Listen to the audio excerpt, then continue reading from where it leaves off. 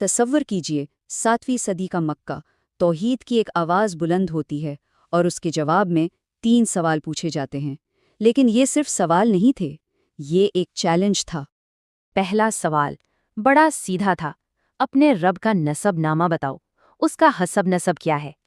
پھر آیا دوسرا سوال، اچھا یہ بنا کس چیز سے ہے؟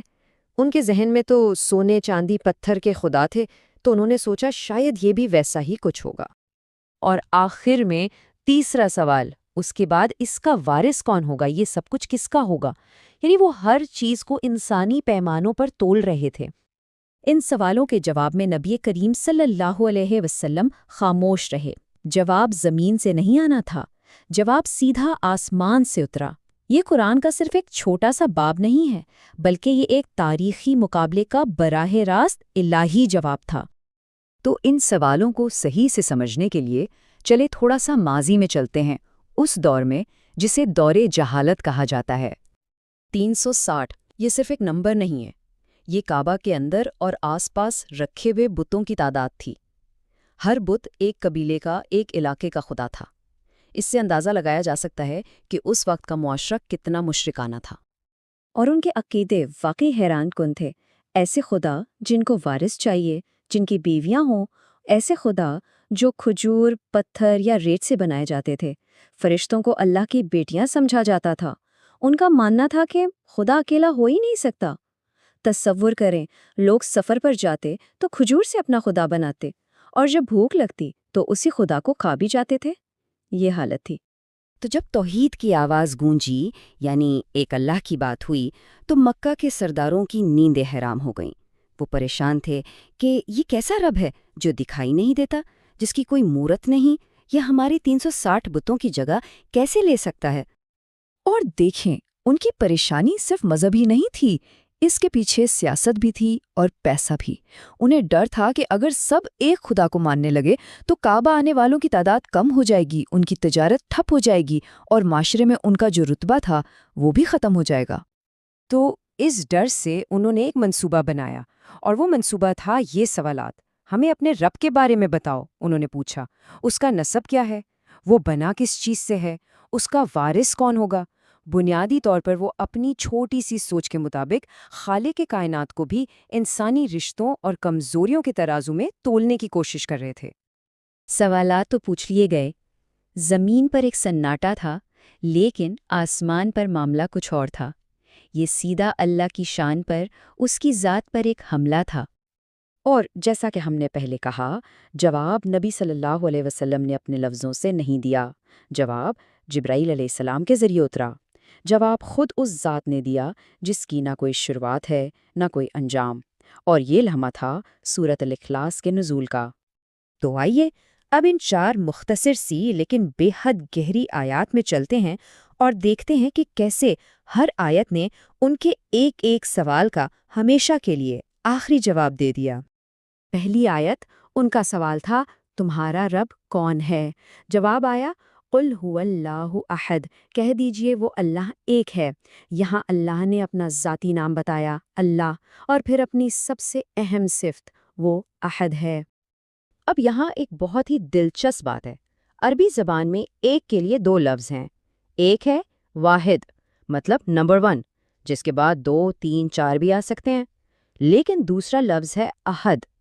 احد کا مطلب ہے وہ ایک اور صرف ایک، وہ اکیلا، جس جیسا کوئی دوسرا ہے ہی نہیں، جسے آپ ٹکڑوں میں بانٹ نہیں سکتے۔ تو جب اللہ نے اپنے لیے احد کا لفظ استعمال کیا تو اس ایک لفظ نے ان کے 360 الگ الگ بتوں کے پورے تصور کو ختم کر دیا۔ اچھا، اب آتے ہیں دوسرے سوال پر۔ یاد ہے انہوں نے پوچھا تھا وہ بنا کس چیز سے ہے؟ اس کا جواب اگلی آیت میں ہے۔ آیت ہے اللہ الصمد۔ یہاں یہ لفظ الصمد سب کچھ ہے۔ اس کا مطلب ہے وہ ذات جسے کسی چیز کی ضرورت نہیں، لیکن ہر چیز کو، ہر مخلوق کو اس کی ضرورت ہے۔ دیکھیں، سونا، چاندی، کھانا، پینا، یہ سب ہماری یعنی مخلوق کی ضرورتیں ہیں۔ اللہ ان سب کمزوریوں سے پاک ہے۔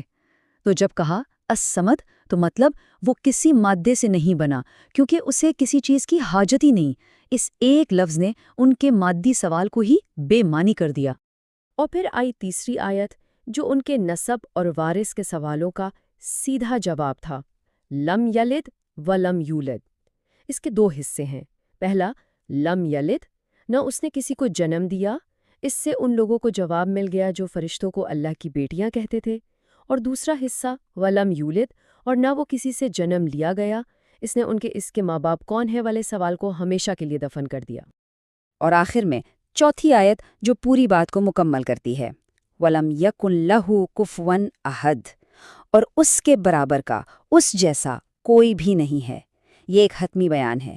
چاہے ذات ہو، صفات ہوں یا طاقت، پوری کائنات میں کوئی بھی کسی بھی طرح سے اللہ کے مقابلے کا نہیں۔ بات ختم۔ تو یہ تو ہو گیا تاریخی پس منظر، لیکن اس سورے کی طاقت صرف تاریخ تک محدود نہیں۔ آئیے اب یہ سمجھتے ہیں کہ آج کے دور میں یہ چھوٹی سی سورہ اتنی اہم، اتنی طاقتور کیوں مانی جاتی ہے۔ ایک صحابی تھے جنہیں اس سورہ سے بے پناہ محبت تھی۔ وہ اپنی ہر نماز میں اسے پڑھتے تھے۔